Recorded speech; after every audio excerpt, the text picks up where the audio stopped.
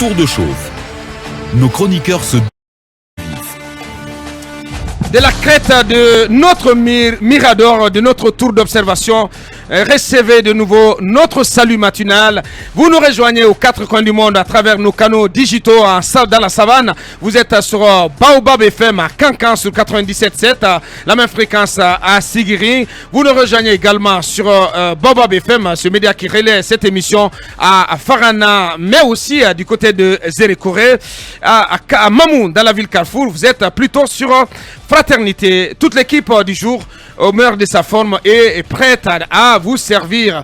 Mohamed Zemmour Kaba, bonjour. Bonjour l'homme de médias de l'année, bonjour aux auditeurs, bonjour aux téléspectateurs. Bienvenue. Bonjour à la paisible population de Madina à Cancan. Bien. Et Aboka, acceptez ce matin que je parle de la responsabilité collective de nous journalistes.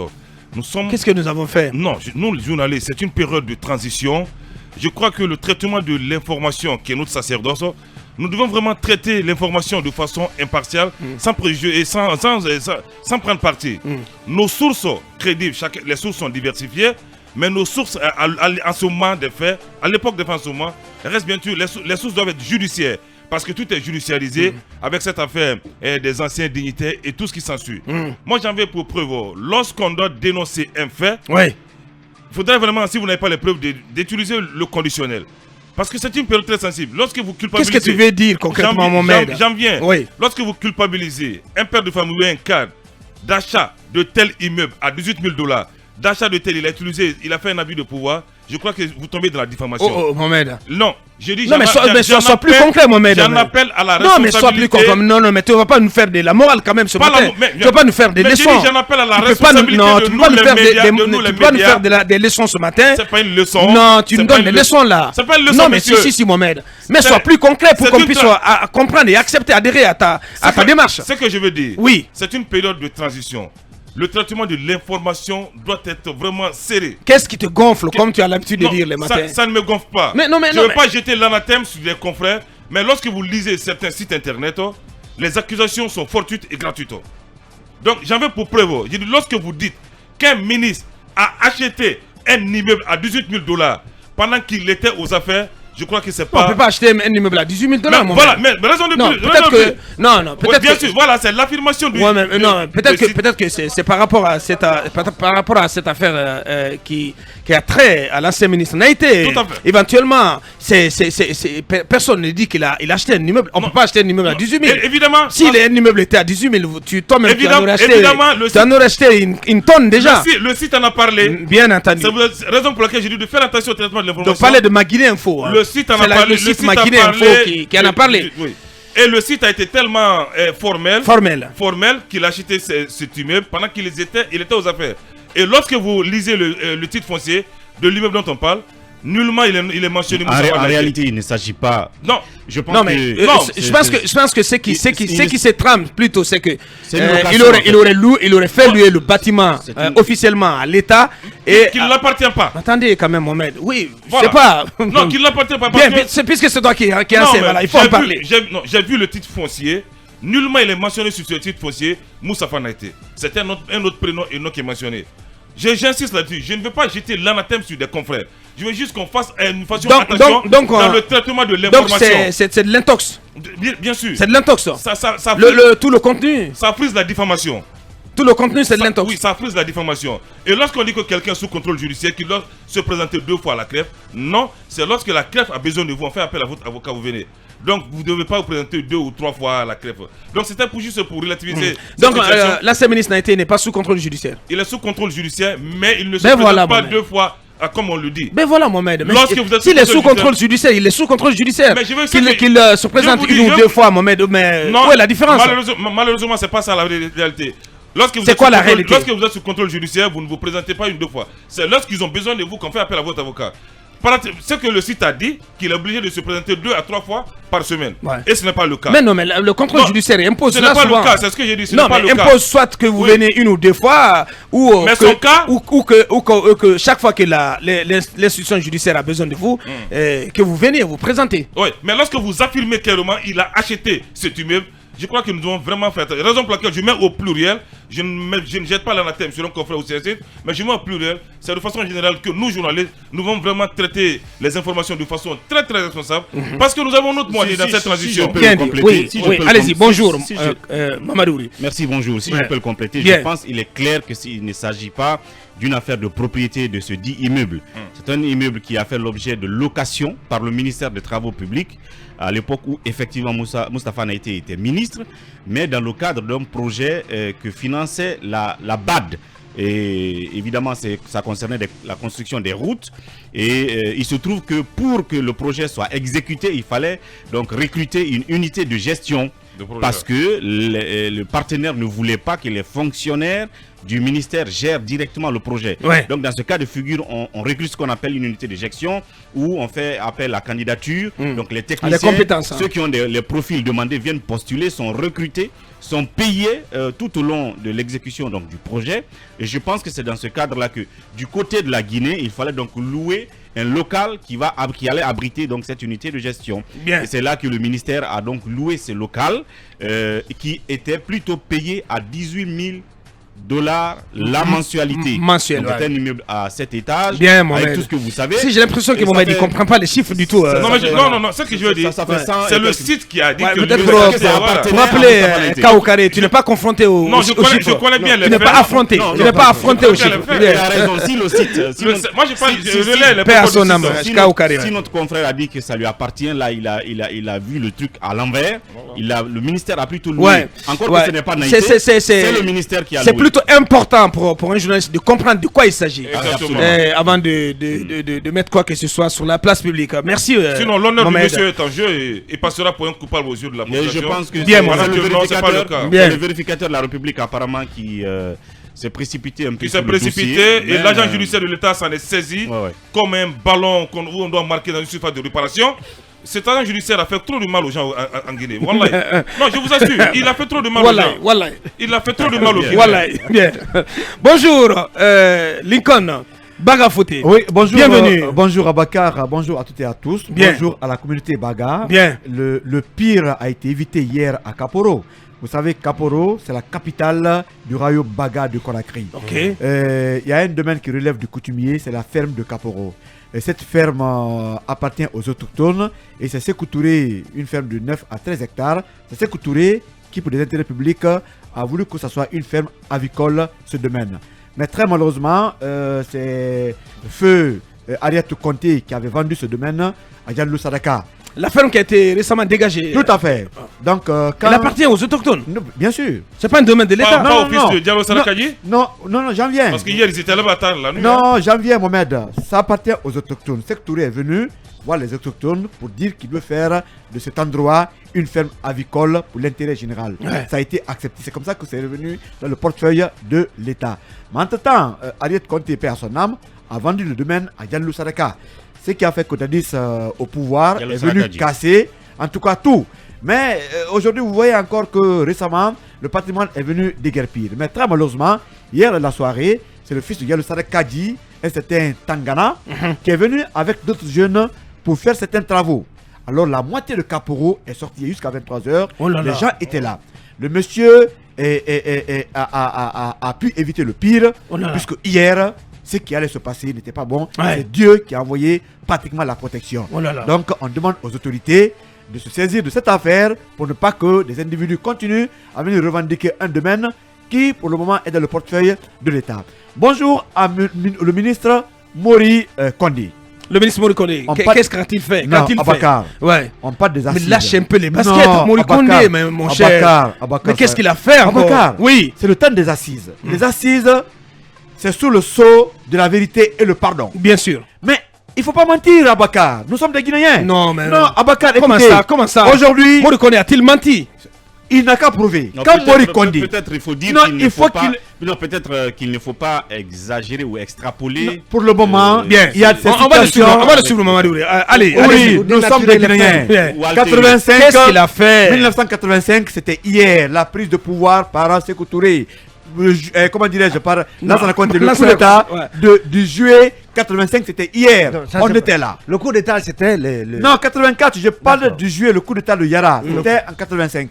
Si le ministre dit par exemple que son grand-père et 4 de ses épouses ont été exécutés à Kindia, il faut qu'il le prouve. C'est très important.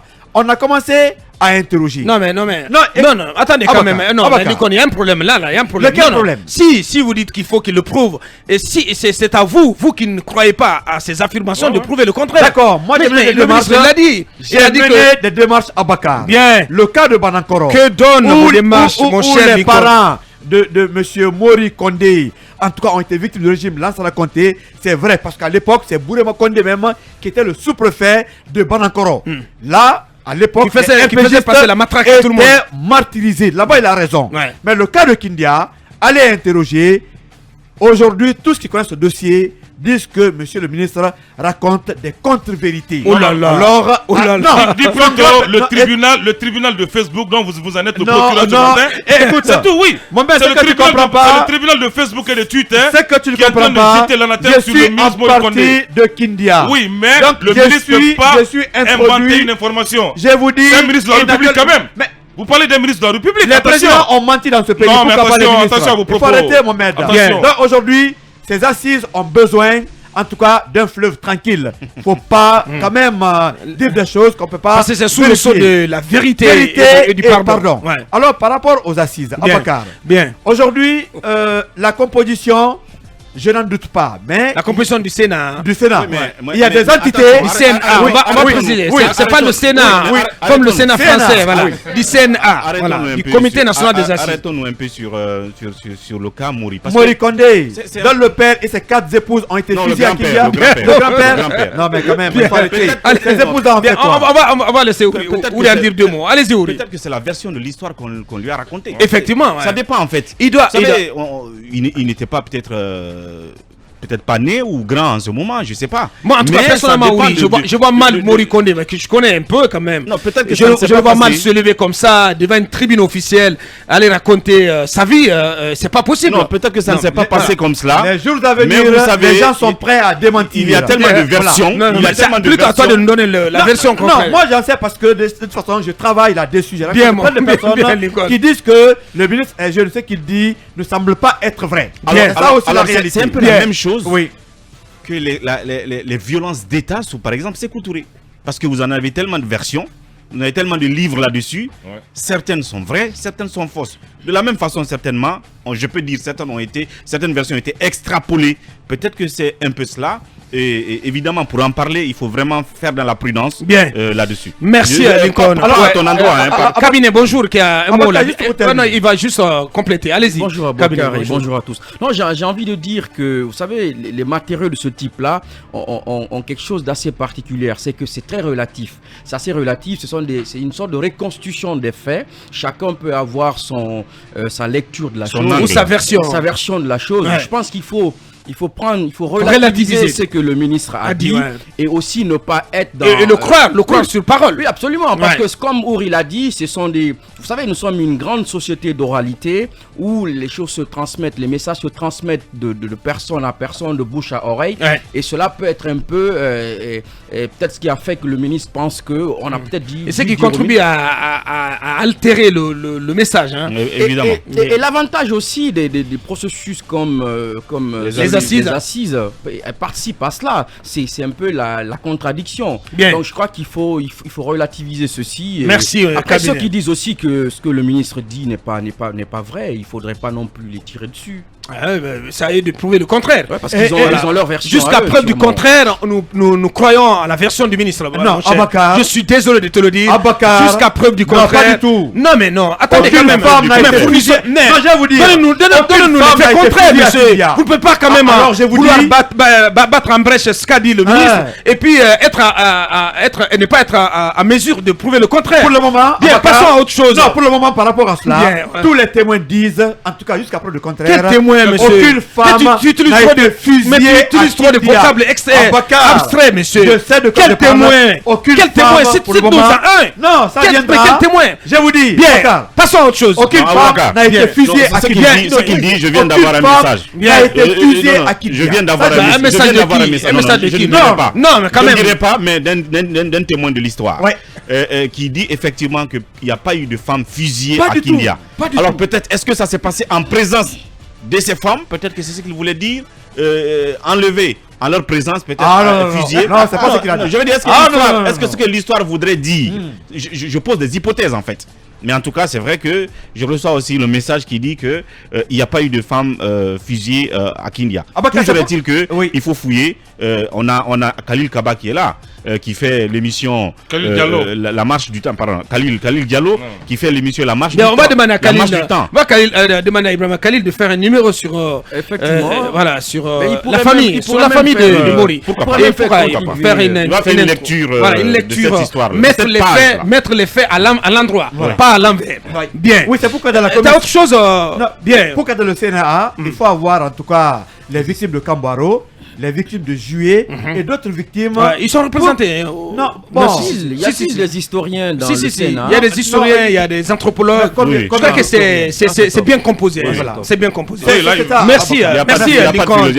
Bonjour, l'enfant de Koumi. Bonjour, le juste, bonjour. Des nominations hier aux affaires étrangères. Oui, dont celle de notre cher ami Mohamed Kamara. Kamara. Et Ali Akama aussi. Et Ali Kamara. Chapeau, garçon. Présentateur. Félicitations. Du côté de la RTZ, de la télévision. Je l'appelle l'homme de Clignancourt. Il sait de quoi je parle. Bien. D'accord. Donc Mohamed Kamara, juriste de grande réputation, nommé directeur des affaires juridiques et consulaires au ministère des Affaires étrangères. Il faut rappeler que précédemment, il a été adjoint donc à ce poste avant d'être nommé chef de cabinet au ministère des Affaires étrangères. Donc, c'est un connaisseur des arcanes du ministère qui vient d'être nommé donc et qui revient au sein de ce ministère après des études justement post-universitaires du côté de la France. Il est actuellement doctorant en droit. Et il va donc prendre en main un service très important. Très important. Du ministère des Affaires étrangères. Un poste très technique où il va être... C'est un apport mais inestimable en ressources humaines de qualité pour le prix Nelson Mandela. Et ça, franchement, il nous tenait à cœur de souligner cela ce matin. Oui, je pense qu'il va apporter assez à ce ministère. Dont Mohamed nous dit qu'il est en train de désenclaver diplomatiquement la Guinée. Et donc, c'est un professionnel, un homme d'une grande intégrité et très humain et qui est disponible. Alia aussi qui vient à la place de Solano. De Solano, comme responsable de la communication. Responsable de la communication. Félicitations aussi à mon grand frère de Mamou. Oh là là, qu'est-ce que tu racontes, mon grand frère de Mamou? Oui, bien sûr, mais Mohamed. Non, mais non, c'est pas moi. Pourquoi quand Mohamed passe son temps à dire bonjour à Madina qui ne connaît pas. Je crois. Mais comment ça? Non, c'est plutôt cabinet qui ne connaît pas. Cabinet qui ne connaît pas. Moi qui salue le triangle, tu n'en dis rien. Donc félicitations à mon grand frère Saïtou Bari. De Mamou. Qui est ton grand frère. Oui, qui est nommé au ministère des Affaires étrangères au poste de directeur général des Guinéens de l'étranger. Il faut rappeler qu'il était adjoint à ce poste. Il vient d'être donc nommé. Félicitations à lui. Par ailleurs, il est membre du bureau exécutif de l'Ultragui parce qu'il est le directeur général de la radio globale. Effectivement, je viens d'avoir la confirmation. Saïtou Bari est l'un des meilleurs cadres du pays. Absolument. Et c'est lui qui me le dit. Est un fin connaisseur des intellectuels du pays. Aboubakar, il a géré au plus haut niveau. Il a été l'un des plus grands professeurs de français, justement à Mamou, où j'ai étudié.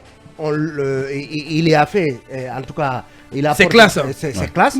Toutes ses preuves de compétences. Et depuis qu'il est au ministère d'abord des Guinéens de l'étranger et désormais au ministère des Affaires étrangères, il a fait preuve d'une grande compétence, d'un grand dévouement au travail. Donc félicitations à lui. Bien. Allez, c'était en partie notre tour d'échauffe. On revient dans quelques instants.